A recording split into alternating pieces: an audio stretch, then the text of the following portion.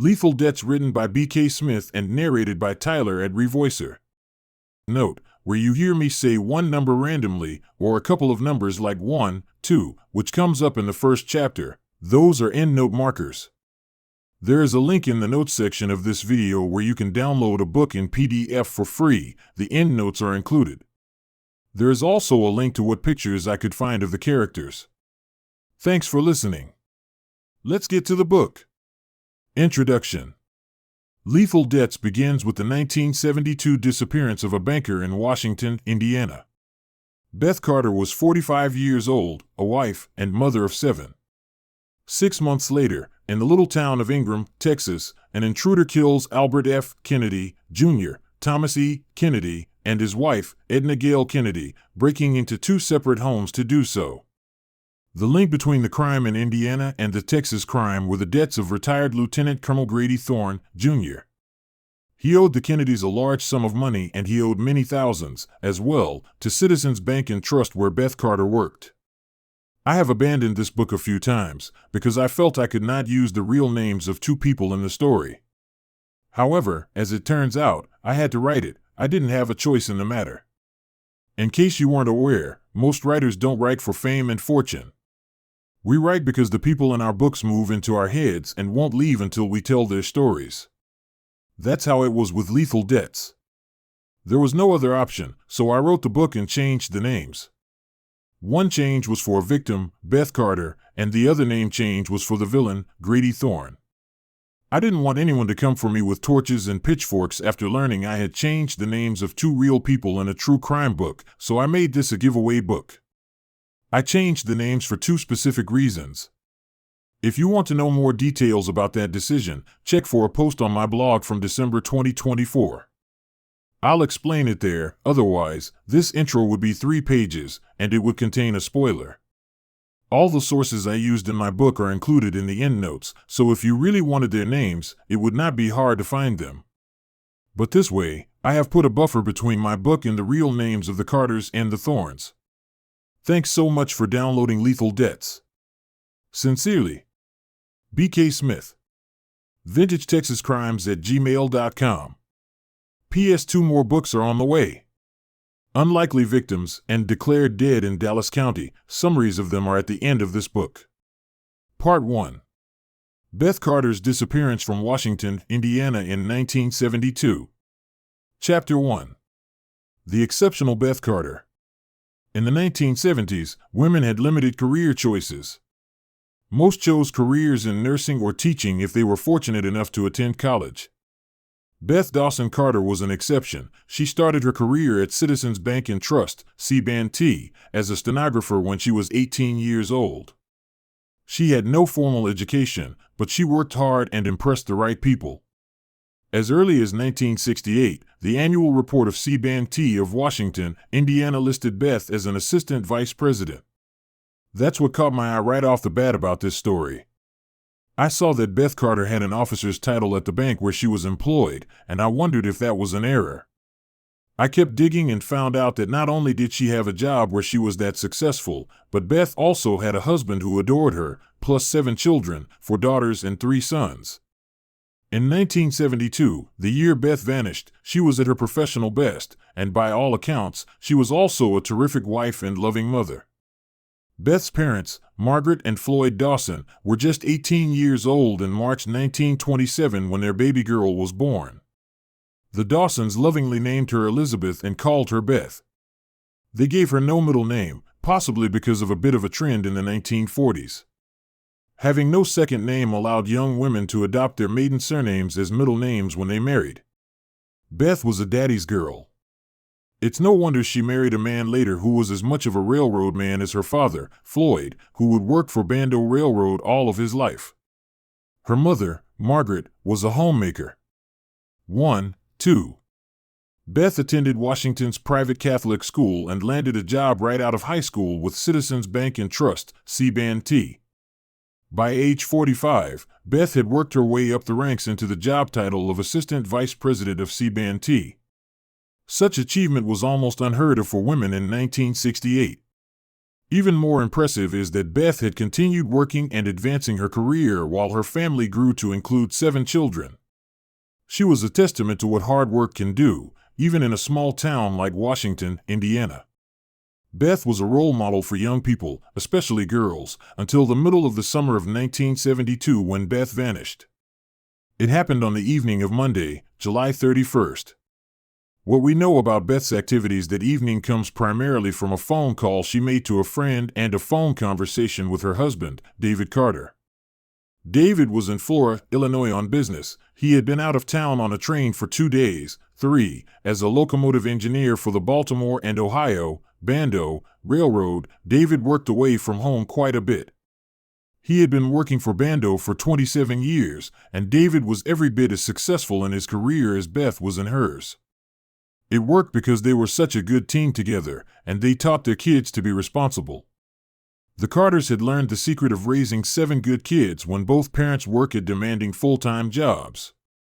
That Monday evening, David called home and spoke to Beth around 7 o'clock. David could hear the water running and the knife hitting the chopping board while they talked. Beth said she was in the kitchen washing a bushel of peaches and cutting them up to store in the big freezer in their garage. "How are the kids?" he had asked. Beth assured him, "Everyone and everything here are just fine." Both David and Beth were products of Washington, Indiana, and they had known each other all their lives. David and Beth fell in love early, and they married on December 31st, 1948.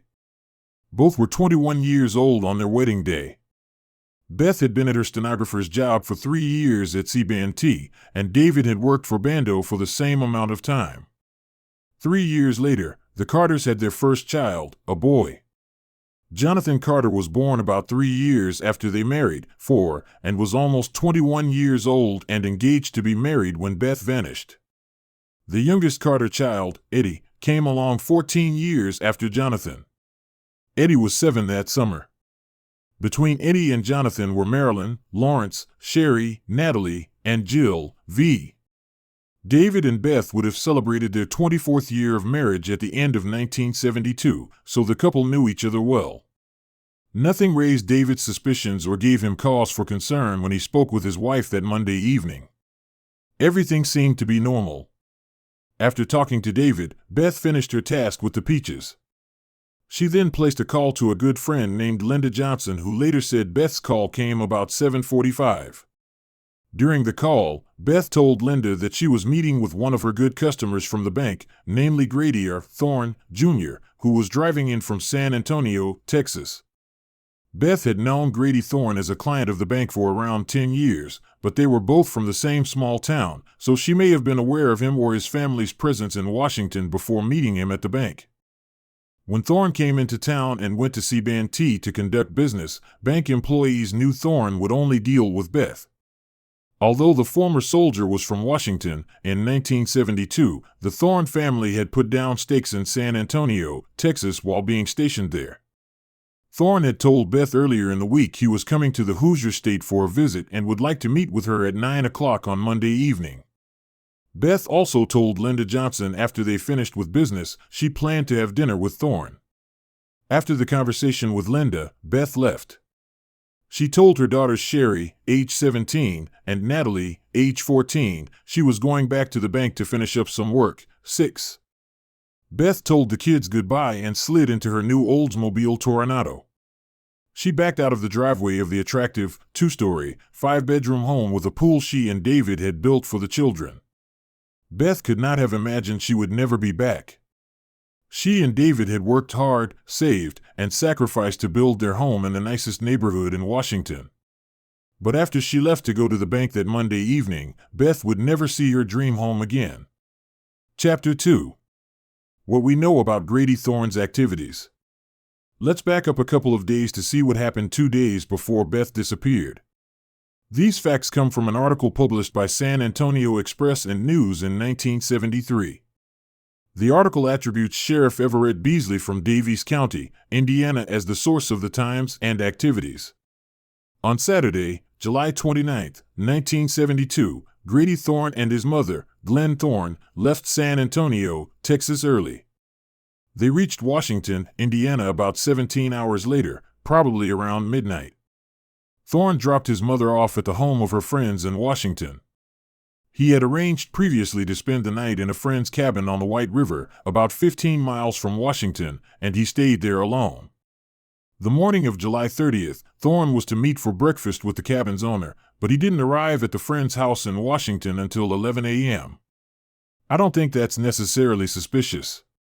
It's possible he was just exhausted after the drive. At noon, Thorn left Washington and drove 110 miles to Indianapolis in his station wagon. There, he checked into a Holiday Inn by the airport around 3 p.m.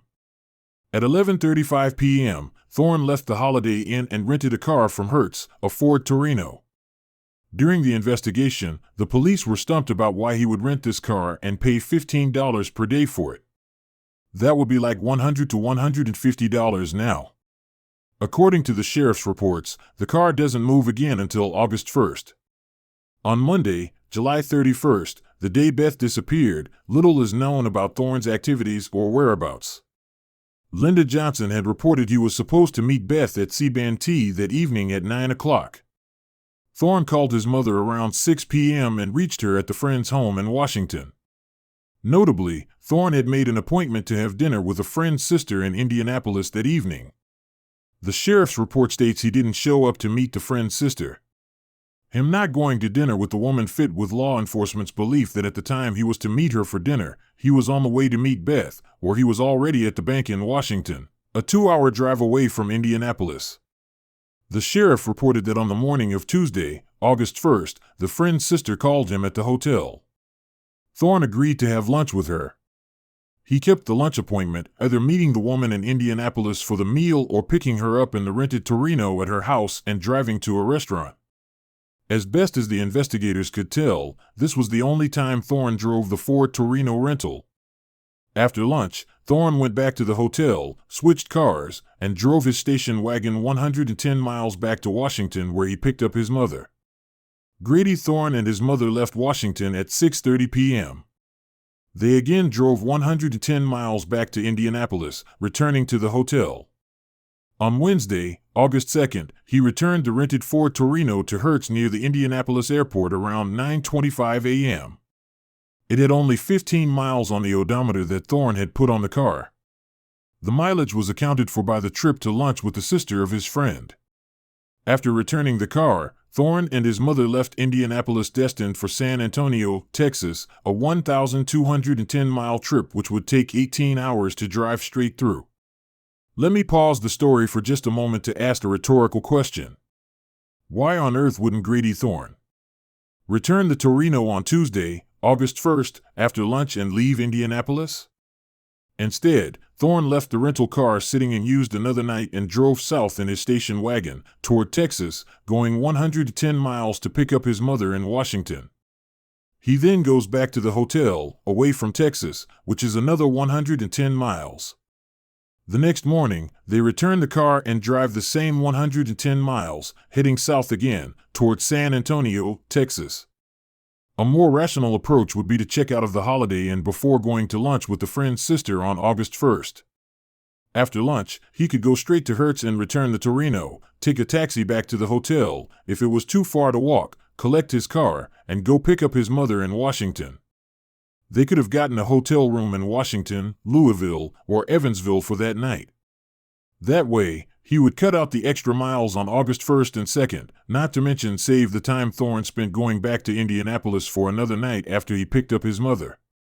I believe he used the unnecessary trips on August 1st from Indianapolis to Washington and back to Indianapolis to do something nefarious. Otherwise, it makes no sense. It's kind of like him renting the car, and about that, Sheriff Beasley said, Thorn rented a single room at the Holiday Inn at the Indianapolis airport, and also rented a Hertz car that cost him $54.16 for 3 days. I don't understand that second car. He only put 15 miles on it, according to the odometer. We simply don't know why he went to Indianapolis. He only made 2 telephone calls from his room, and they both were to his mother here in Washington. To me, renting the extra car he barely used, plus driving from Indianapolis to Washington, then back again to Indianapolis on August 1st is suspicious behavior. Grady Thorn was a planner. He strategized meticulous plans of action for dangerous missions in Vietnam. I believe everything Thorn did on August 1st and 2nd was planned well in advance. When I looked at a map of Indiana, the map legend told me that between Washington and Indianapolis, there were miles of forests with lakes, ponds. Chapter 3. Grady Thorn, decorated U.S. Army officer. Lieutenant Colonel Grady Thorn, Jr., Reddit, was one of the brightest young people to come out of Washington High School. Born in 1930 to Glenn and Grady Thorn, Grady Jr. and his parents lived in Elkhart, Indiana until he was at least 9 years old, according to the 1940 census. When he attended Washington High School, Thorn played sports, and he excelled at basketball. He also made excellent grades and graduated in the top of his class in 1948. In an article in the San Antonio Express and News in September 1973, an acquaintance of Thorn's from his youth said he had a mean streak and was a bit of a heller. The unnamed former schoolmate said, Grady might grab a cat by its tail and swing it, and he could be mean, too. 1. From another unnamed friend who knew him in adulthood came the comment that Lieutenant Colonel Grady Thorn was courtly and gentlemanly. 2. After high school, he enrolled in Purdue University, but Thorn left Purdue in 1951 to join the Army. Later, while still in the military, the soldier earned a BA from the University of Nebraska and an MA from the University of Illinois. He served bravely in the Vietnam War. After his tour in Vietnam, Thorn was stationed in San Antonio, Texas. He and his wife, Jean, and another Indiana native, to whom he had been married since 1951, decided to make the San Antonio area their permanent home, and who could blame them? It's in one of the most enchanting regions of the Lone Star State, and the Thorns had fallen in love with the area. While he was a Green Beret, Thorn was awarded a combat distinction in Vietnam. Other honors given to Thorn included the Legion of Merit, the Bronze Star Medal with V for Valor, 3 Air Medals, the Purple Heart, and 2 Vietnamese Crosses of Gallantry, 1 Silver Star and 1 Bronze Star. Thorn planned and executed several risky operations in Vietnam. A fellow officer who knew him well said, Grady was always volunteering for the most dangerous missions. During his military service, he toured Korea, Japan, Germany, Iran, and Vietnam, where he had served as a commander of Airborne Special Forces Group. At his retirement ceremony held on February 24, 1971, the decorated vet's back was rock straight as Lieutenant General Harry H. Kritz, 4th Army Commanding General, gave him the Meritorious Service Medal. A photo taken later emphasized the retiring soldier's height. He was several inches taller than Lieutenant General Kritz, and the camera caught Thorn looking down to make eye contact. The Thorn family had already purchased a large home in San Antonio in 1968 on Tower Drive. It was situated on 4 acres, and before long, they built a pool on their property. Thorn's mother, Glenn Thorn, also lived with them. The San Antonio area has always had a decent economy, being supported by the large military presence there from both an Army base and 2 Air Force bases, now all combined as Joint Base San Antonio. In 1968, when the Thorns bought their home, the area was prosperous. San Antonio had been chosen for the site of the World's Fair. 96 acres was readied for a 6-month event, which was a major shot in the arm for the local economy. The hemisphere kicked off in April 1968, and the 6-month event brought international attention with it. There were enough jobs to go around for a go-getter who was willing to work in 1971, the year of Thorn's retirement from military service. Even at age 42 in 1971, Thorn was tall, fit, and handsome. When you add educated and charming to that list, a person has to wonder, how could anything go wrong for this man? He had it all. Thorn was equipped in every way to find work in a corporate environment or a government office. He could have taught public school or college, and he had 25 more good work years left for a second career. In spite of that, money became a problem.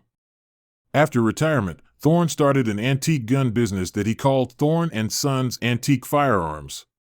SH1, BS2, as an antique gun dealer, Thorn was a constant traveler from one end of the U.S. to the other, buying choice pieces to add to his gun inventory, presumably with the intention of selling the guns and turning a profit.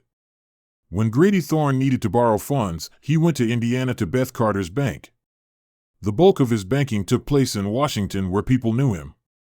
He began borrowing from Citizens Bank and Trust in 1964, for years before Beth had risen to bank officer status. For 8 years, Thorn had borrowed amounts between $500 and $15,000 and had an excellent track record for making payments. Over the years, he had borrowed and paid back over $107,000,034.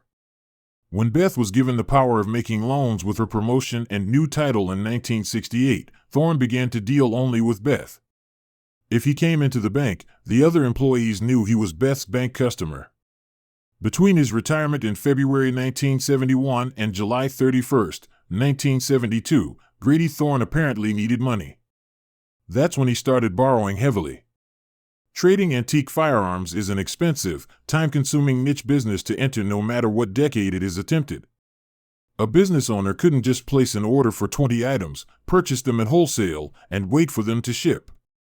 Someone like Thorn would need to go to estate sales, gun shows, pawn shops, and to meet up with individuals. He would need to run advertisements in various publications and make connections with others who could send inventory to him.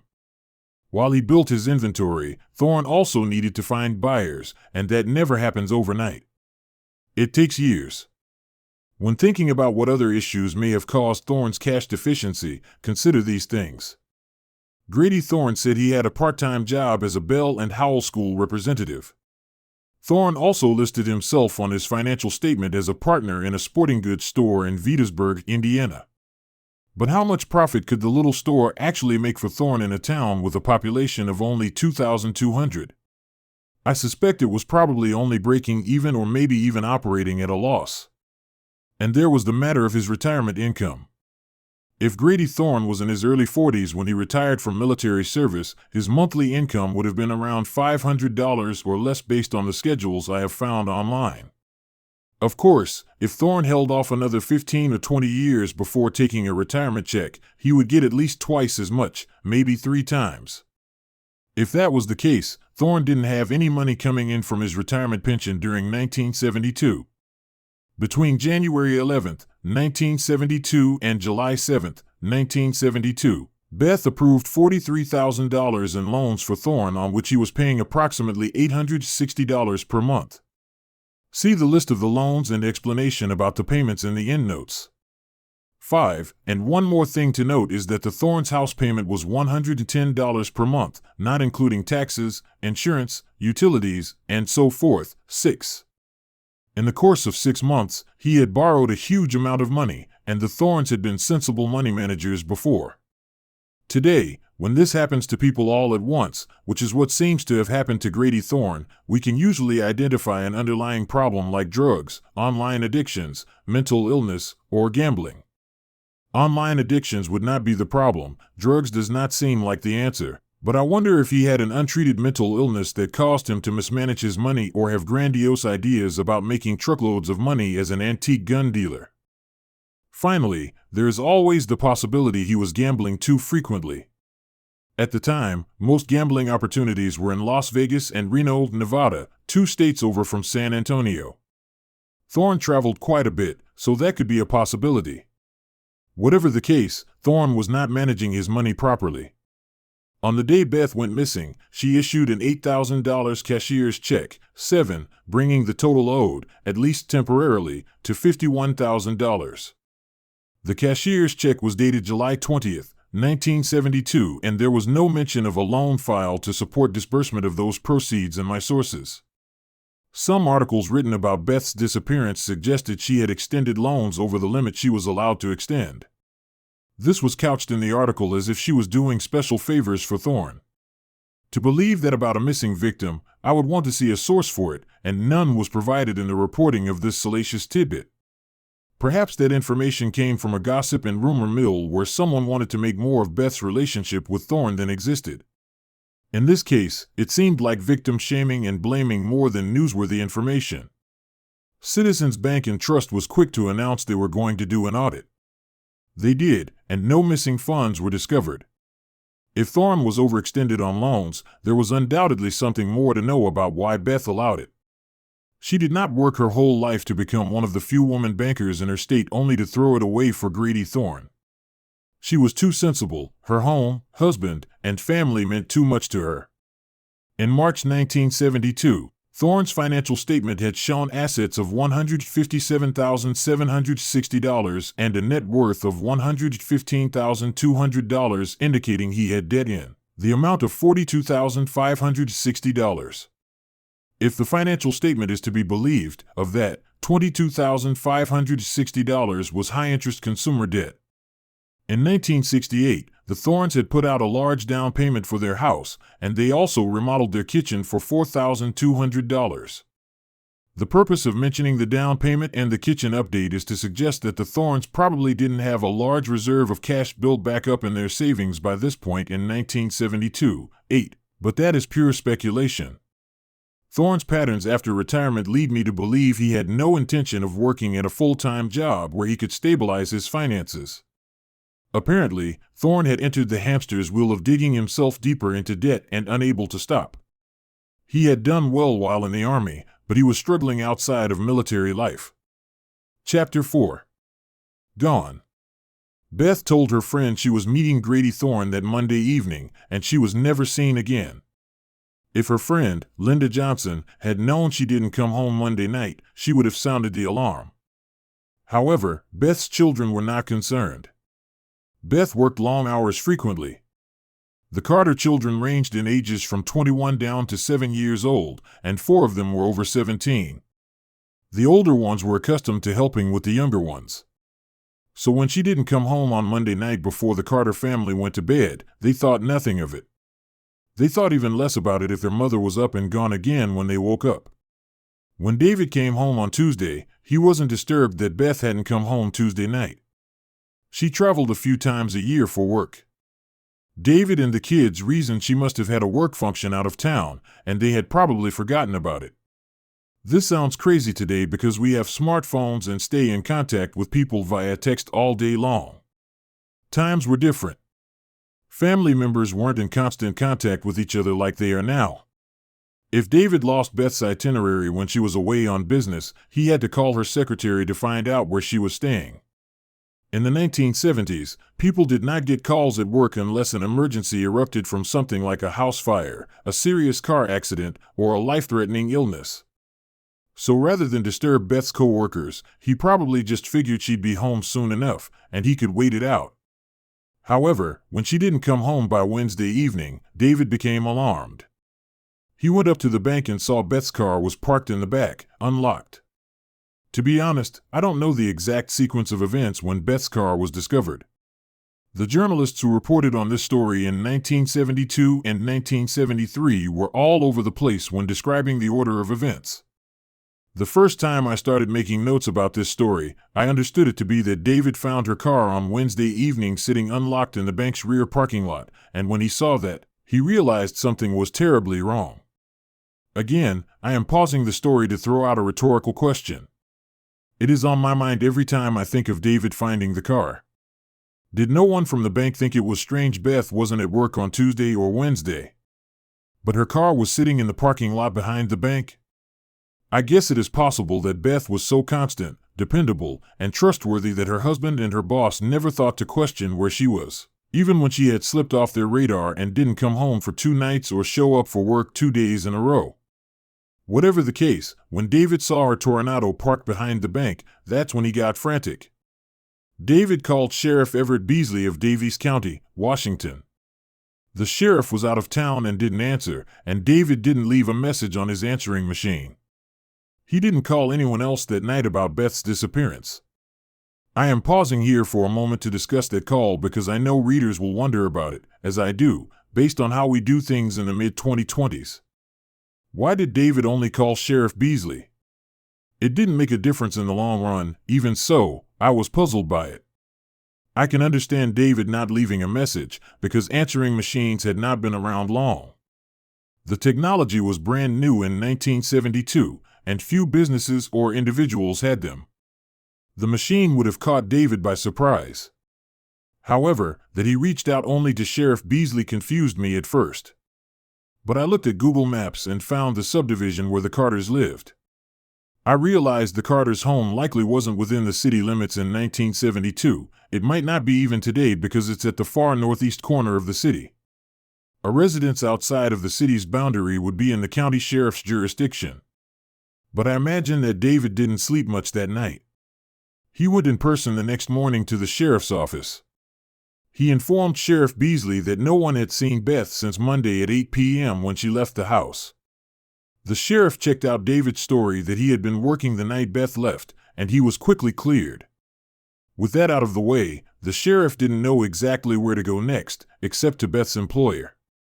The sheriff knew Beth had told the children she was going to the bank to finish up some work. He questioned co-workers at the bank who said they believed someone had indeed been with her in her office on Monday night because her chairs were arranged in a manner indicating that. Once the bank was aware of Beth's disappearance, the bank's president, Flavian Myers, said they would begin an audit immediately to make sure nothing was missing. That would help rule out any wrongdoing on Beth's part. However, if something illegal that had to do with Beth surfaced during the audit, such a finding could cut the other way and reveal a possibility that Beth left of her own free will to escape legal trouble. Notably, when the audit was complete, nothing was missing except a check for $8,000 dated July 20, 1972, that Beth purportedly made out to Grady Thorn, and which Thorn later tried unsuccessfully to deposit. Flavian Myers thought highly of Beth Carter and told reporters he had hired her 28 years earlier when she was only 18. Mr. Myers and his wife were Beth and David's neighbors. The Carters had built a home in Sugar Land, the nicest neighborhood in Washington, right across from the bank president's home. Mr. Myers said of Beth and her family, "They are fine and wonderful people." As soon as Beth's disappearance was discovered, David's daughters told the sheriff that Beth wore a black and white blouse, black belt, and a white skirt when she left their house. A year later, reports said she wore a gray and white summer dress, but I think the earlier description is accurate. The sheriff put out a missing persons report listing a missing female of 45 years old, wearing the clothing described by the girls, and that the missing woman was 5 feet 5 inches tall, weighed 135 pounds, had dark reddish-brown hair, and green eyes. Thursday afternoon, Linda Johnson found out Beth was missing. Linda realized she was one of the last people to talk to Beth, and she called Sheriff Beasley and told him about Beth's plan to meet Thorn at 9 p.m. It was only then law enforcement realized Grady Thorn might be involved with Beth's disappearance. One item I want to note about law enforcement's involvement: the Indiana State Police got involved in this case early on, and before it was over, the FBI was on standby, and even the Texas Rangers made an appearance in Indiana. Sheriff Beasley tried to call Grady Thorn on Thursday, August 3rd, after he learned about Thorn's involvement from Linda, but Thorn's wife said her husband and their boys had gone to South Texas hunting. In days to come, Sheriff Beasley let the Texas Rangers, Behar County, and the San Antonio Police know he suspected Grady Thorn had a role in Beth's missing status. He stayed in touch with them. David was so distraught about learning Beth met her customer at the bank and had vanished after that, he and 2 friends left Washington right away and drove 1,100 miles through the night to talk to Grady Thorn. Note, some reports say David went to Texas with law enforcement. Others say he went with friends. I am not sure which is accurate. When David knocked on Thorn's door in San Antonio, Jean and Thorn told David the same story, that her husband was on a hunting trip and she didn't know when he was coming back. There was nothing for David to do but return to Indiana. Sheriff Beasley tried in vain for several days to reach Grady Thorn. Beasley would not quit calling until he talked to him. It was after August 10th when Thorn finally called Sheriff Beasley back. Beasley said Thorn called collect. For readers who weren't around in the 1970s, collect calls were billed to the person receiving the call. To make a collect call when returning a call to the sheriff was like saying, "If you insist on bothering me about this trivial matter, you'll have to pay for it." It showed a lack of respect, and that's why the collect part made it into the newspaper and this book. The sheriff was stunned at how Thorn remained cool and indifferent, speaking cryptically, never exactly saying he had seen Beth that Monday evening, but leading Sheriff Beasley to believe Thorn knew exactly where Beth was. Thorn had ended their conversation with, "Beth will be back, Sheriff. Don't be too tough on her." It sounded as if Thorn was attempting to make the sheriff believe Beth had done something illegal and had left town because of it. For several days, said Sheriff Beasley, I believed him. I was convinced that Thorn knew where Beth was and that she would be back. He was the coolest individual I've ever talked to. No emotion whatsoever. The only reason for Thorn's involvement in Beth's disappearance was because she told her friend she was meeting him that night. It's doubtful Thorn knew Beth had told anyone about their meeting. I just can't see her disappearing like she did if Thorn was aware his name would be linked with her disappearance. Law enforcement looked hard for Beth, but she never came back, and they found no clues that she was dead or alive. Nothing to do with Beth Carter ever surfaced. The county pulled in all resources they could to find out what had happened to her. Detectives talked to friends and relatives, and they went door to door looking for witnesses to Beth's disappearance. Eventually, even the Texas Rangers would search the White River near the cabin where Thorn stayed that first night, looking for Beth's body and clues to what happened to her, but their searches turned up nothing. Newspaper reporting on Beth's disappearance was modest, and it ceased quickly. The press didn't try to keep her name and face in the news like you'll see done now. Those were different times then. When friends and relatives spoke to the press later about Beth's disappearance and the other crimes linked to Grady Thorn, they said Beth Carter was hardworking, dependable, and loyal. But not all remarks were so kind. The sharpest edges came from a Chicago reporter, Edmund J. Rooney, who had never met Beth and who didn't begin reporting on Beth's case for 9 months after she disappeared. Much of what the journalist wrote was not in alignment with the information published by Indiana newspapers right after Beth vanished. That surprised me because Rooney was a lauded journalist and a Pulitzer Prize winner in 1957 for exposing the corruption of Illinois State Auditor Orville Hodge. While reporting for the Chicago Daily News, colleagues called him a door kicker who reported on a variety of topics, and in 1992, the Chicago Journalism Hall of Fame added Rooney to their inductees. He was not a shallow journalist, he was outstanding in his field. Rooney's remarks that I'm objecting to are remnant of the way things were in those days. If Beth couldn't escape those kinds of comments, what woman could in those days? Here we have a mother of 7 who is missing. She had lived an admirable life. Beth and her husband had raised 7 children together, plus she was one of a very few female bankers in Indiana at the time. Beth's disappearance should have earned a respectful discussion of her missing status, remarks on her success, and what she was wearing when she vanished, and that's it. Rooney did report, however, that the bank said they found no money missing from their books. The next few paragraphs contain examples of unnecessary victim shaming or put-downs. By the time this article came out, Beth had been missing for a year and her family thought she was dead. If this isn't putting down a victim, what is it? Rooney's article When Beth Walked Out the Mystery Began, from August 15, 1973 in the Billings Gazette said, Beth Carter was pretty in a small-town way. That was a potshot aimed at Beth Carter's physical appearance. The same article began like this. One Monday evening about a year ago, Beth Carter, 45, put on her prettiest dress, told her daughters she was meeting a relative, and vanished. Her husband and her 7 children never heard from her again. Local police, the county sheriff, Indiana State Police, FBI agents, Texas Rangers all have searched for her, followed every clue, dug deep into her background and her home life. They turned up lots of gossip and rumors, but no Beth Carter. Beth Carter was, according to her family and friends, a fine small-town product with all the old-fashioned small-town virtues, reliable, dependable, dedicated. My blood boils a little every time I see that first line. Was Beth a barefooted girl going to a picnic down in the holler? Is that why she put on her prettiest dress? It was a business meeting, not a taffy pulling.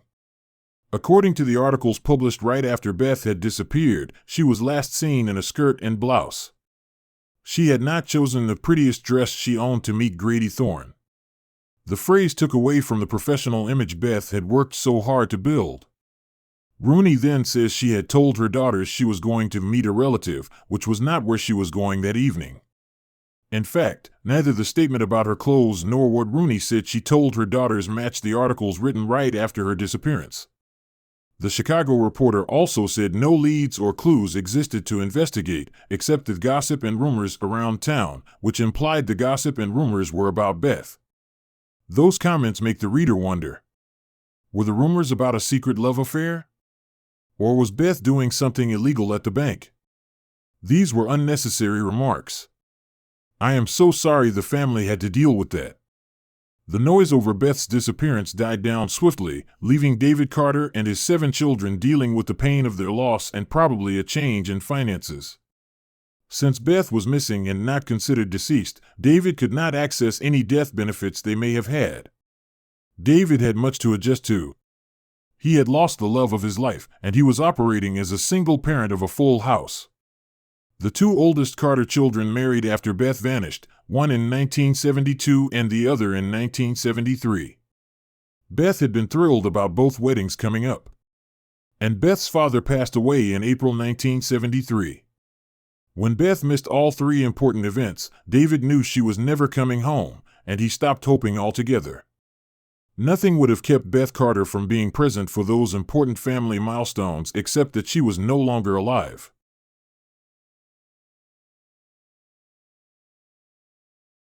Chapter 5. Thorn defaults on the bank loans. Once Beth was out of the picture, Thorn started a gaslighting campaign with legal authorities and the Citizens Bank and Trust in Washington, maintaining an impervious stance of saying nothing. He stonewalled everyone who wanted answers about Beth and the loans he had stopped paying on. Thorn left Washington with an $8,000 cashier's check from C-Band-T dated July 20, 1972. He deposited it after he returned to San Antonio. However, the teller at his San Antonio bank did not have him endorse the back and just stamped it for deposit only, which rarely causes a problem. However, in this case, when the check made its way back to C-Band-T in Washington, Flavian Myers and the other bank officers used the missing endorsement as a reason not to honor the check.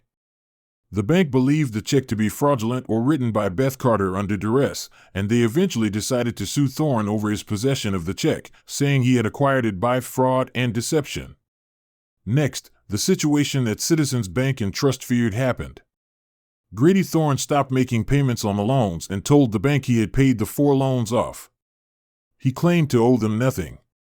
The bank tried repeatedly to reach Thorn, but he would not take their calls. Finally, one day in September 1972, a caller from the Citizens Bank and Trust reached him and tried to discuss the past due payments with him, and Thorn said tersely, "This is enough nonsense," and slammed down the phone. That's when Thorn hired a lawyer. Grady Thorn's attorney provided the bank with copies of the 4 notes, and each of them was marked paid in full. They were initialed by BDC, Beth Dawson Carter, and Beth, if it was indeed her handwriting, had dated the payoff notation as July 30th, 72, the day before she went missing, which was a Sunday. The bank's officers admitted the notes actually appeared to be initialed by Beth. It looked like her handwriting. Of course, Beth was conveniently unavailable to confirm that she had initialed the documents and could not deny his claims that the notes were indeed paid in full. Remember this. Thorn will present paid receipts again. In response, the bank froze his checking account and took the entire balance of $13,682 from his account and used it to pay down the loan balances. That left Thorn owing around $31,000 in loans he had stopped paying on.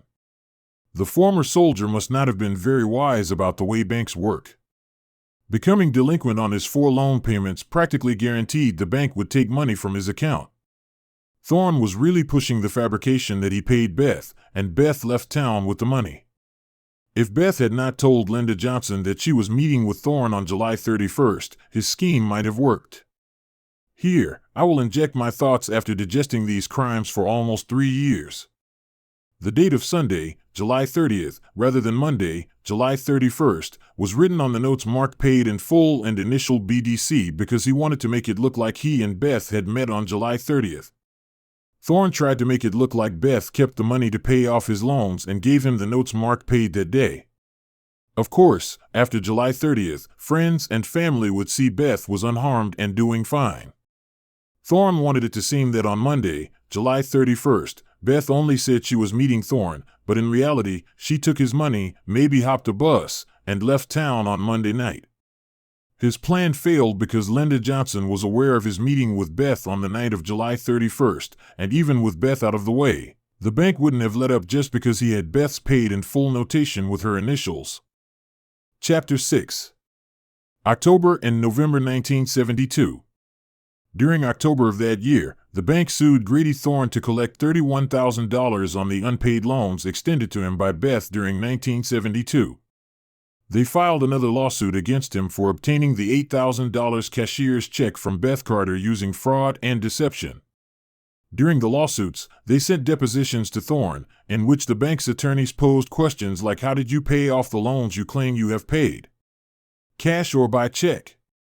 And if you paid them off in cash, to whom did you give the cash? Grady Thorn would only answer, I am invoking my Fifth Amendment right to remain silent, or on the advice of counsel, I plead the Fifth and decline to answer that question. During mid-November 1972, Sheriff Everett Beasley learned Grady Thorn's father-in-law passed away. He was determined to make Thorn talk to him. While the Thorn family was in Washington for his father-in-law's funeral, Beasley pressured Grady Thorn to come into his office and answer questions about the night Beth vanished, but Thorn refused. A couple of days later, Sheriff Beasley delivered a subpoena to Grady Thorn from the Daviess County Grand Jury requiring him to testify on November 20th. The Daviess County Grand Jury convened and reviewed the evidence regarding Beth's disappearance. While waiting outside of the grand jury courtroom, Beasley continued asking questions of Thorn about Beth. Again, Thorn's lawyer won't let Thorn answer any of them. When Grady Thorn was called into the hearing, he refused to give straight answers, and he invoked his Fifth Amendment for every question. However, while the former Indian was at the grand jury hearing, Sheriff Beasley served him with papers regarding a lawsuit by Citizens Bank and Trust who had sued him for not paying back his loans. Chapter 7. Only a matter of time. Sheriff Everett Beasley was a good detective, and he knew it would only be a matter of time before Thorn would show his true colors. So the sheriff stayed on Beth's case. He also stayed in touch with the Texas Rangers, the San Antonio Police Department, and the Bexar County Sheriff's Office about Grady Thorn, just in case something came up in Texas that would help him with Beth's case. And, several months later, lawmen around San Antonio and Ingram, Texas, were suddenly gratified that the Hoosier sheriff had been talking with them regularly about the retired lieutenant colonel. Unfortunately, the something Sheriff Beasley had waited for came with a price tag of 3 murdered citizens of Ingram, Texas. Part 2. The 1973 murders of Albert, Thomas, and Gayle Kennedy in Ingram, Texas. Chapter 8. Justice of the Peace, Albert Kennedy, Jr. In 1973, Albert F. Kennedy, Jr. was 54 years old. He had turned white-headed before he was 50, he was popular around town and always full of good humor. The people in Ingram were quite fond of him and his family. Albert Kennedy operated the Texas Gun Shop, a successful business, in the little town of Ingram, Texas. His older son, Thomas Edward Kennedy, age 26, worked with him in the shop. If you don't know about Ingram, it is a pretty little town in Kerr County, about 7 miles west of Kerrville, on Highway 27. In 1970, the population in Ingram was 1,900. For years, people around those parts called Ingram Rock Town because many of the buildings are made of flagstone from local quarries, giving the town a pristine, old-world look. One of Ingram's most alluring traits is its location on the bank of the Guadalupe River. It's part of the local economy. Early settlers farmed the land around Ingram and made shingles from the plentiful cypress trees that grow by the river. Sheep, goats, and cattle soon factored into the Ingram economy. By the 1920s, the resort business took root in the area's tourism. Today, Ingram is also popular for wild game hunting. Albert wasn't from Ingram. In 1918, he was born in Paris, Texas, a small town 105 miles northeast of Dallas and 13 miles south of the Oklahoma-Texas border. Albert and his wife, Alice, had lived in Ingram since the late 1940s, moving into the area from Dallas. Alice Estelle Baker Kennedy was born in 1923 in Dallas and grew up in Highland Park, a small but exclusive enclave right in the middle of Dallas, a cozy little city tucked in the center of a big city. Alice was a student at the University of North Texas from 1942 until 1946 when she graduated. The couple married in 1945 when Albert was 26 and Alice was 21. The newlyweds settled in Dallas, where Albert sold property as an agent for Weldon B. Bomer Real Estate. His parents, Albert Sr. and Nezzie Kennedy, lived near them, too. Things progressed as usual, with little Thomas Edward Kennedy arriving in 1947. Soon thereafter, the Kennedys decided to buy a ranch in Kerr County. The couple purchased the 160-acre property 2 miles off Highway 27 in Ingram that soon became known as the Kennedy Ranch. That's where they were living when baby Albert Baker Kennedy joined the family in 1948. 3. Albert and Alice deeded Albert's parents an undivided 1/2 interest in the ranch in 1953. The deed said, "In consideration for the love and affection we bear toward A.F. Kennedy, Sr., 4. In 1970, after 25 years of living in Ingram, Albert Kennedy took the plunge of getting into politics, and he won the office of Justice of the Peace in Precinct No. 4 of Kerr County.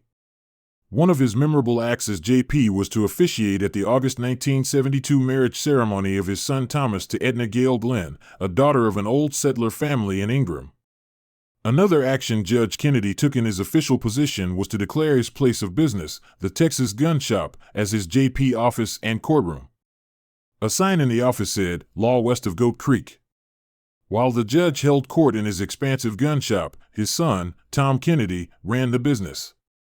Judge Kennedy averaged about 2 hearings each day, v. His docket was perhaps the busiest in Kerr County. The Kerrville Mountain Sun reported the week after the Kennedy slayings, on Monday, before his death, he, the judge, had filed his monthly report with the county clerk, and it showed he collected $1,358 in fines from 55 offenses. All but 3 were for small amounts, and these were $200 for drunkenness and 2 $120 fines for trespassing. 6. In addition to running an efficient courtroom, Judge Kennedy was doing well in his gun business. He had been renting the 3,000 feet sub-2/sub storefront facing Highway 39. In the summer of 1972, the judge and Thomas purchased the building that housed the Texas Gun Shop. They also purchased a 1/4 of an acre lot next to it. A couple of years earlier, Judge Kennedy had graciously extended credit to Grady Thorn's fledgling antique gun business and allowed Thorn to take a number of his antique guns out of the inventory to sell on consignment. At first, the arrangement was working, but as time marched on, Thorn stopped paying the Kennedys. Judge Kennedy told a handful of close friends that Thorn's debt was beginning to worry him. As mentioned previously, Grady Thorn had provided a financial statement to the Citizens Bank and Trust in March 1972. Some felt it was foreshadowing when Thorn listed $9,500 in guns stored at Texas Gun Shop in Ingram as assets. That statement, by the way, was false. Thorn owed Judge Kennedy for guns. We can only speculate about how Thorn met Judge Kennedy. Maybe Thorn happened by the Texan Gun Shop in Ingram on a trip scavenging for guns.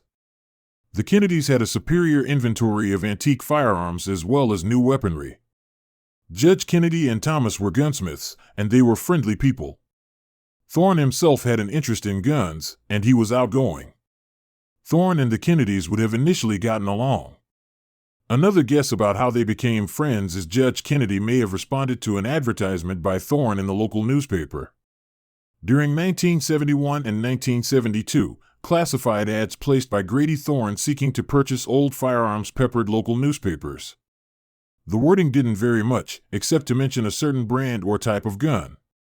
Thorn's ads always carried his military title, and he worded them like this: Wanted, Henry, Winchester rifles, Old Colt or Remington revolvers. Lieutenant Colonel Grady Thorn, Jr. XXXXXX. Perhaps Judge Kennedy saw one of these ads and reached out to Thorn. Judge Kennedy's collection of antique guns was extensive and quite valuable, a treasure trove of which Thorn could only dream. The judge had bought and traded guns for several years to build his collection. He was ready to turn some of his pieces into cash to reinvest in the business about the time he met Thorn, so he allowed Thorn to take part of the gun shop's inventory to sell. As far back as the late summer of 1972, Judge Kennedy had begun to fret over Thorn not paying him. Thorn promised payment, and then he never paid him a nickel. In January 1973, Kennedy confided to a friend that he told Grady Thorn his patience was coming to an end. and he wanted Thorn to pay the debts he owed for the guns the retired colonel had taken on consignment. Thorn didn't make excuses, a bewildered Albert Kennedy told one of his friends. He just refused to pay me. He said he didn't owe me a dime for the guns and to stop bothering him about it.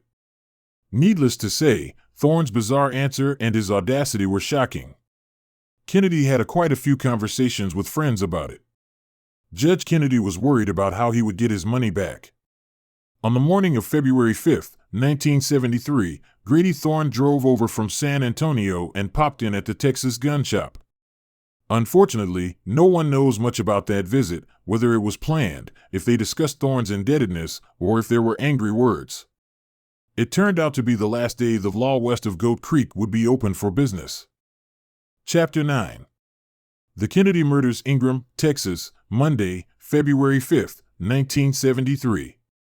Judge Kennedy watched television that Monday night in his pajamas. He was alone in his home on the evening of February 5, 1973, because Alice worked the late evening shift at a resort hotel 12 miles away. The judge turned on Gunsmoke while he ate the dinner that Alice had left for him when she went to work. Finally, he caught the local 10 o'clock news out of San Antonio. During the news, all hell broke loose on the Kennedys' little ranch. The exact chain of events from the moment the killer broke into the Kennedy house until Judge Kennedy's execution remains a mystery. What investigators were able to determine was that the killer cut the phone lines and slipped into the unlocked back door. They believed an encounter between the judge and the intruder began in the living room where he was watching television. Judge Kennedy struggled body to body with his attacker and was shot by him in the chest with a .38 revolver during the struggle. Had the killer pointed a gun at Kennedy immediately? Did he tell the surprised judge to remain calm and he wouldn't be hurt? Here, I am speculating. I believe the intruder said he just wanted the judge to mark paid in full on several sales slips and sign them. Of course, this would be a stretch of imagination, except evidence presented after Thorn's death causes me to believe this is how the confrontation started. Continuing with that theory, perhaps after the judge finished signing the sales slips, he made a move while the intruder was within reach. He may have attempted to take the gun from him. If so, at that point, I suspect the judge and the intruder wrestled, and that's when the intruder shot Judge Kennedy in the chest. This isn't speculation. Once Kennedy was down, the intruder shot him again in the head and left through the back door before firing one more shot. That bullet went through a window screen and hit the judge in the head as he lay bleeding profusely from his chest wound. After his killer was gone, Kennedy crawled to the back door, and he lay halfway outside of the door on the porch when Alice Kennedy returned home from her job. Reports don't say that he was dead at that point. In any case, Alice thought he was still alive. She rushed to her telephone to call the doctor, but the phone was dead from the lines being cut. She ran out of the house and to her mother-in-law's home about 100 yards away where she used Nezzie Kennedy's phone to call Ingram's only doctor. Unfortunately, there is not a record of the doctor's name. Once Alice had reached the doctor, she tried in vain to call her oldest son, Thomas, who lived 8 miles away. Before heading to Judge Kennedy's home, the doctor alerted Kerr County Sheriff E.A. Schreiber. In the meantime, Alice Kennedy ran back to Albert's body on her back porch. The doctor, Sheriff Schreiber, Sergeant James England and Deputy Don Oates of the Kerr County Sheriff Department arrived on the scene as soon as they could. Naturally, Albert was dead by the time they arrived. After attending to Judge Kennedy's body and the crime scene, the lawmen attempted to call Thomas Kennedy again. There was no answer, so Sergeant England and Deputy Oates made the trip of 8 miles to tell Thomas about his father's death. Between 2:30 and 3 a.m., Sergeant England and Deputy Oates pulled up at the house of Thomas and Gayle Kennedy. When no one came to the door after they knocked several times, England and Oates forced open the front door to find that Thomas and Gayle Kennedy were also dead from gunshot wounds. The autopsy reports later showed that Judge Albert Kennedy died before the younger Kennedys. The attacker shot Thomas in the head and chest with a .38 revolver and left him in the living room. Gayle Kennedy took 3 shots to her head with the same gun, and she lay on the outside of a closed bedroom door. Miraculously, the Kennedys' 20-month-old twins, were unharmed and sound asleep in their beds on the other side of that closed door when law enforcement discovered their parents' bodies. The twins were Tom's daughters from a previous marriage, and Gayle had taken them on as her own when she and Tom married 6 months earlier. Gayle was pregnant with a third child when the intruder killed her. The intruder stole nothing from either home, even though valuable firearms lay in plain view. The killer left no clues, and law enforcement set about trying to figure out who would want the Kennedys dead. It wasn't long before the name of an antique gun dealer soared to the top of the suspect list. Chapter 10. Informants. As soon as the word got around about the murders in the Kennedy family, several of Kennedy's friends sought out investigator Texas Ranger Sergeant Henry Ligon, who was assigned to the Kennedy killings. Homicide Detective Edward Guerra of the San Antonio Police Department began receiving the same kinds of calls from other friends of Albert Kennedy. They all expressed that Grady Thorn should be interviewed immediately. Each told the same story to Guerra and Ligon. The informant said Judge Kennedy had extended credit to Thorn on many highly collectible antique firearms. He expected Thorn would sell the valuable guns and pay Kennedy for them, or that he would return the inventory if he did not sell them in a reasonable time frame. Some said the amount owed was as high as $50,000. Others said at least $15,000. Both Guerra and Ligon wondered if Thorn killed Albert Kennedy because he tried to collect a debt. They could see it was a tip worth investigating. Guerra and Ligon also learned Thorn had visited the Texas gun shop on the morning of February 5th, the day the Kennedys were murdered. That in itself was suspicious. Ligon called Thorn, and Thorn said he had gone by to see Judge Kennedy that morning, but he didn't recall at what time he had been there. Ligon told the Express and News in San Antonio that Thorn not remembering the time was an odd answer from a man who was meticulous about keeping up with his calendar and appointments. If Thorn didn't intend to pay Albert Kennedy for the guns, why would he go to the gun shop? While Thorn was there that morning, Thomas Kennedy was also at the shop and was a party to the conversation. Is that why Thomas had to die? And Gayle, too, since she had seen her husband's assassin? Apparently, Judge Kennedy had allowed the retired soldier to become indebted to him because he trusted Thorn, even though he lived 75 miles away from Ingram in San Antonio. One source said the judge was actually hurt about Thorn not paying him back because he had liked Grady Thorn a great deal. Judge Kennedy had tried to help Thorn get his business off the ground. This is a perfect example of a cynical adage I have heard all my life: no good deed goes unpunished. To a degree, this is also what Beth Carter experienced by being Thorn's banker at C-Band-T. She pushed his credit limit to the edge to help and met him after hours to accommodate his schedule on that Monday night in July 1972. The timing of the next couple of events isn't well documented, but after learning about the dispute between Judge Kennedy and Grady Thorn, Ligon and Guerra reached out to Sheriff Everett Beasley back in Indiana. They had news for him of a connection between the Kennedy murders and Grady Thorn. Earlier, I told you the Texas Rangers went to Washington, Indiana to help look for Beth Carter. I think it happened right about this time. There is no explanation why Texas Rangers were dispatched to Indiana to look for Beth Carter's body, but they were at some point. Maybe they sought a connection to make the Kennedy case stronger. The records are also vague about when it happened. The month of February 1973, after the murders, seems like the right time frame. Chapter 11. Definite proof from Thorn.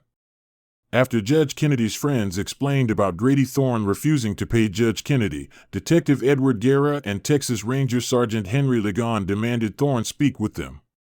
Guerra looked for him on February 13th, then again the next day. On February 14th, Ligon reached Thorn on the phone, but Thorn wasn't cooperative. It was Valentine's Day, and Thorn gave his wife a sealed envelope for safekeeping. He said the items in the envelope were definite proof that I had nothing to do with the murders. On February 20th, the Kerr County Grand Jury convened and began to examine the evidence against Grady Thorn, and they also questioned him. He would not answer questions and instead pled his right not to answer under the Fifth Amendment. On February 21st, Ligon was determined he was going to have a talk with Thorn and started trying to call him. There was no answer. However, at the same time, Grady Thorn was at a payphone calling his wife and reaching her at a store on the north side of San Antonio where she worked. Observers said she began weeping and told Thorn to come home immediately. 1. Right after that, Thorn stopped and left a note at a friend's mechanic shop on US 281N. The shop was closed when he went by. The note he left said, "I have a problem with the VW steering. Bearings, tie rod, or something. Be in later. 2, SH1." After dropping off the note, Thorn drove directly to Outer Loop 1604, where he drove at a high rate of speed for 94 feet and he ran dead center into a 24-inch concrete support pillar in his Volkswagen. Authorities logged Thorn's death time at 10:28 a.m. He was going at such a high speed, the Volkswagen's license plate pressed its likeness into the concrete of the pillar. The envelope of evidence Thorn gave to his wife, which he intended to vindicate himself, contained sales slips, each signed by Judge Kennedy showing paid in full for the many guns he had consigned to Thorn. This is why I think Thorn presented the sales slips to Judge Kennedy in his living room. And I think Thorn's visit to the Texas gun shop that morning was to give the impression he had paid off the guns that morning. The contents of the envelope showed Thorn only owed Judge Kennedy for about $2,500 worth of merchandise. Detectives on the case consulted handwriting experts, and they confirmed the signatures and writing were Judge Albert Kennedy's handwriting. However, when Detective Guerra and Sergeant Ligon went through Judge Kennedy's records, his records proved Thorn owed Kennedy a debt of several tens of thousands of dollars. Sergeant Ligon learned from Sheriff Beasley in Washington that there were pending lawsuits against Thorn in Indiana. Missing banker Beth Carter had also provided Thorn with notations of paid in full for $31,000, and then Beth had vanished without a trace. Apparently, Thorn imagined that having receipts stating paid in full would vindicate him. After the autopsy on Thorn's body, he was honored with a full military funeral and burial in Fort Sam Houston National Cemetery in San Antonio, Texas. The Kerr County Grand Jury had convened before Thorn died in February to review the evidence. In June, after its investigation, the Fort Worth Star-Telegram quoted an unusual statement on June 22, 1973. The June grand jurors took the unusual action of announcing sufficient evidence to return an indictment, but added that the person implicated had died a violent death subsequent to the killings, and since death prevents a defense by such a person or family of such person, no true bill is returned. There was no mention of the person implicated. 3. Chapter 12. Aftermath. Albert Kennedy, Jr., Thomas E. Kennedy, and Edna Gayle Kennedy were laid to rest in Kerrville, Texas at the Garden of Memory Cemetery. A 1986 Kerr County history book described the inclement day.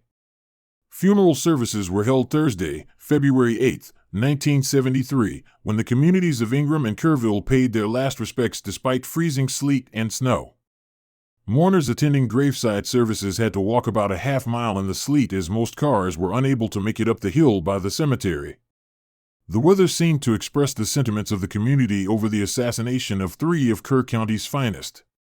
Final services were conducted at the Garden of Memories, where the 3 bodies lay side by side in a peaceful place under several oak trees. 1.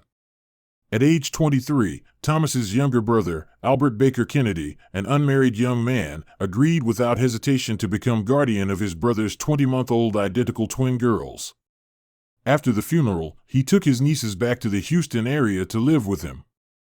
A gray sadness had descended on Ingram in February and remained for many months. The Kennedy deaths could not be forgotten quickly. Through the following spring, summer, and fall of 1973, a closed sign still hung on the entrance of the Texan gun shop where Judge Kennedy once held J.P. Court. It was a constant reminder to the community of their permanent loss of the much-loved and respected white-haired judge who labeled himself the law west of Goat Creek. The town also mourned Thomas, Gayle, and the unborn baby she had carried. 2. Tommy and Gayle Kennedy's little house on State Highway 39, right across from the public boat ramp and overlooking Ingram Lake, stood vacant throughout 1973. Alice Baker Kennedy had followed her husband from Highland Park, the most exclusive area in the Dallas-Fort Worth metroplex, to live on a ranch miles away from the nearest neighbor. Without Albert by her side, she decided not to stay. She began settling her husband's estate so she and Albert's mother, Mrs. Nezzie Kennedy, could leave the ranch, where Alice encountered a grim ending to the life she had enjoyed with Albert. Alice also settled Tom's estate and set up trusts for her 2-year-old granddaughters. Meanwhile, back at the probate court in Bexar County, lawsuits took flight between the C-Band-T in Washington, Indiana, and Jean and Thorn in San Antonio. Jean and was the executrix of her husband's estate.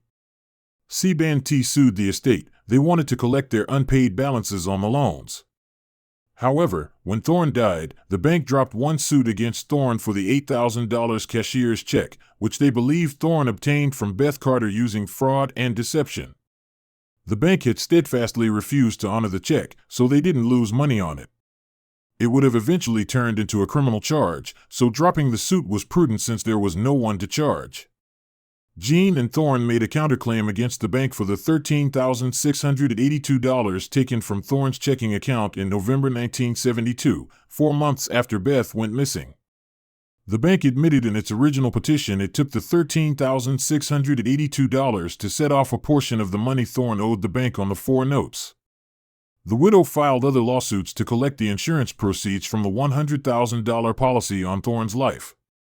Thorn had established the policy just months before Beth Carter went missing. The death certificate said it was an accidental death.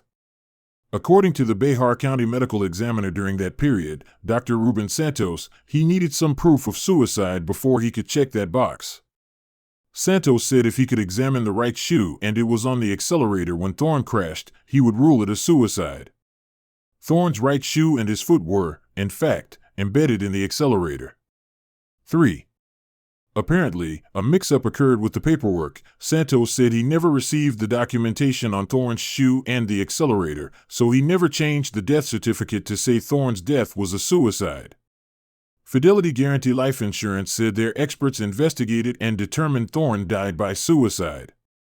Because the insurance policy was only 13 months old, the insurance company was dead set against paying out the $100,000. They would not pay any more to Mrs. Thorn than the 13 months' worth of premiums the Thorns had paid into the policy. They sent that amount to the widow, but Mrs. Thorn was just as determined to collect the full amount of the policy's benefits. It is unknown whether she was successful. I could locate no more sources about the outcome of these lawsuits. The old Bexar County records are unavailable. I also checked the records in Evansville, Indiana to see if I could locate the bank's lawsuit, but those records are not accessible to me either because of the age of the documents. They are archived as most 53-year-old records would be. I couldn't justify the expense to pay for the research and copies. The same is true for Bexar County's records in Texas. In September 1973, the San Antonio Express and News reported Jean and Thorn had sold the house on Tower Drive in San Antonio. 4. I verified the transaction through public records. According to the same article, Jean and Thorn, her 3 children, and her mother-in-law, Glenn Thorn, moved to St. Petersburg, Florida. Mrs. Glenn Thorn was still living in Florida when she passed away in 1990. Alice moved to Dallas, and Judge Kennedy's mother, Nezzie Kennedy, moved to Kerrville. The last several months of her life, she was living in Gillespie County at a nursing care facility. She passed away in 1989. Alice lived 2 more years, and she died in 1991 in Dallas County. Back in Washington, Indiana, David Carter said in an interview that took place about a year after Beth disappeared, he and the children were still lonely without Beth. 5. However, one of the silver linings of this story was to learn that Beth Carter's husband, David, found genuine happiness again. In 1986, 14 years after Beth's disappearance, David remarried a woman named Susan, another native of Washington, Indiana. In 1987, David retired as a locomotive engineer for CSX Railroad after 42 years of service. After retirement, David volunteered at the Train Museum. From his and Beth's 7 children, David had 13 grandchildren and 12 great-grandchildren when he passed away in 2015 at age 88. He had been married to Susan for 28 years. 6. One final loose end to tie up. Remember the twin girls belonging to Thomas Kennedy?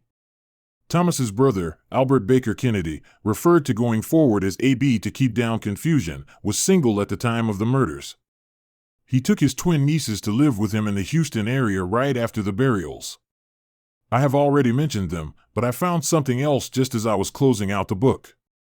AB's father and the twins' parents died on February 5, 1973.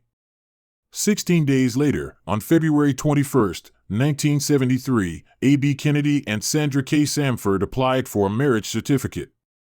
He was 23, and she was 21. Now, if you are like me, you might think there was no way they could have started a solid marriage with twin toddlers who weren't even theirs and hope for it to last. I'm happy to share with you that their marriage lasted until death parted them. They also had another daughter in 1983. Well done, A.B. and Sandra. A.B.'s death occurred before Sandra passed away in Salamanca, New York in 2021, but I can't find his obituary or other documentation to tell me when and where he passed away. At the time of this writing, I believe all three of A.B. and Sandra Kennedy's daughters are still alive. Chapter 13. Author's Final Thoughts. Evil walks among us. We pass it at work, at school, church, the grocery store, our lawyer's office, everywhere we go, and for some, right in their own homes. In this book, a tall, handsome decorated war veteran with no criminal record turned out to be the dangerous one, if you believe what law enforcement and the Kerr grand jury believed, and I do. When people pressured him about paying his debts, it proved to be fatal. The scariest thing about true crime stories is how often we see evil lurking in people the victims know well. The reason I can't stop reading, watching, and listening to crime, I think, is I try to understand why things happened. The reason I chose to cut my teeth as an author writing specifically vintage Texas crime stories is because the places are familiar and often nostalgic for me, and the old crimes are rich in Texas history. I was reminded of several important historical events and a few personal events, too, while writing this book. Putting the records together and making a story is like a puzzle. That's what hooks me.